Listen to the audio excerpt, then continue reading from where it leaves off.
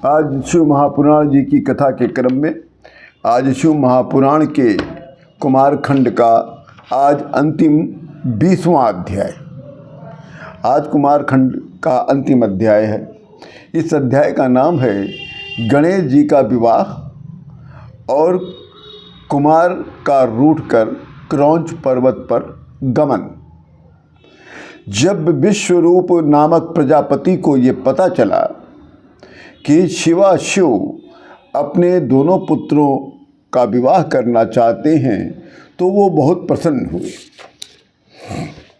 और क्योंकि विश्वरूप प्रजापति की 2 पुत्रियां थीं, एक पुत्री का नाम सिद्धि था और दूसरी पुत्री का नाम बुद्धि था।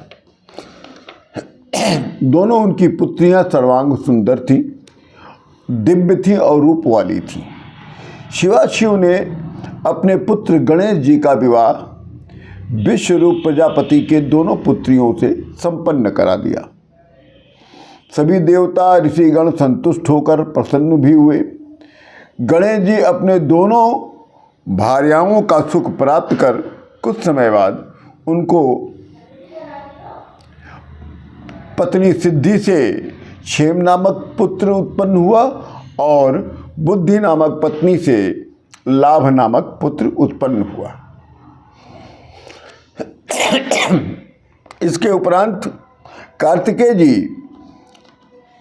पृथ्वी का परिक्रमा करके अपने घर ही आ रहे थे, तभी नारद जी उनको मिल गए और नारद जी कहने लगे कि हे कार्तिकेय जी, शिवाशिव ने अपने दूसरे पुत्र अर्थात आपके छोटे भाई गणेश जी का विवाह कर दिया। गणेश का विवाह विश्वरूप प्रजापति के दोनों पुत्रियों से संपन्न हुआ और दोनों पत्नियों से गणेश जी को पुत्र रत्न की प्राप्ति भी हो गई। हे कार्तिकेय भगवान, आपके माता पिता शिवाशिव ने आपको छल से पृथ्वी की परिक्रमा करने के लिए भेज दिया, जिसे आपने पूरा कर लिया। मैंने तो आपको सारी बात बता दिया, इसमें मेरा कोई भी स्वार्थ नहीं है, ना कोई छल है। नारद जी की बात सुनकर कार्तिकेय भगवान जी को क्रोध आया और वो क्रोध आने के कारण वो रूठकर वो अपने घर से क्रौंच पर्वत पर चले गए। तब शिवाशिव जब जाने लगे तब शिवाशिव ने कहा, मतलब पार्वती माता ने और भगवान शंकर ने कहा, हे पुत्र कार्तिकेय, हम लोगों के मना करने पर आप क्यों जा रहे हैं? फिर भी आप जाने को उद्यत हैं। आप बात को सुनिए और समझिए, आप जाइए नहीं।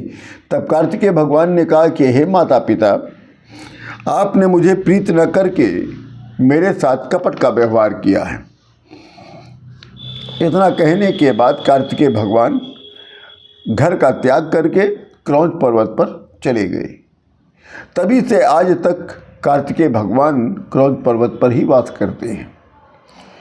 कार्तिक मास में कृतिका नक्षत्र आने पर देवता लोग कार्तिकेय भगवान का दर्शन करने जाते हैं और इधर पार्वती देवी भी कार्तिकेय अपने पुत्र कार्तिकेय का विरह सह न सकी और दोनों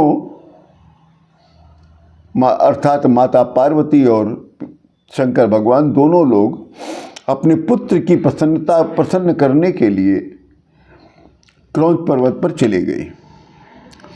जैसे ही पता चला कार्तिकेय को कि उनके माता पिता यहाँ आ रहे हैं तो वो क्रौंच पर्वत से और दूर चले गए। माता पिता यानी शंकर भगवान और माँ पार्वती देवी जी दोनों लोग अपने पुत्र को वहाँ न पाकर वहीं पर वो वास करने लगे, जो आज भी मल्लिकार्जुन ज्योतिर्लिंग के नाम से विख्यात है। उसी में वो वास करते हैं। हर अमावस्या और पूर्णमासी के दिन कार्तिकेय जी अपने माता पिता का दर्शन करने वहाँ पर आज भी आते हैं और शिवाशिव अर्थात माता पार्वती और शंकर भगवान हर अमावस्या और हर पूर्णमासी को वहाँ प्रकट भी होते हैं। इसी के साथ आज शिव महापुराण जी का कुमारखंड आज यहीं से समाप्त होता है।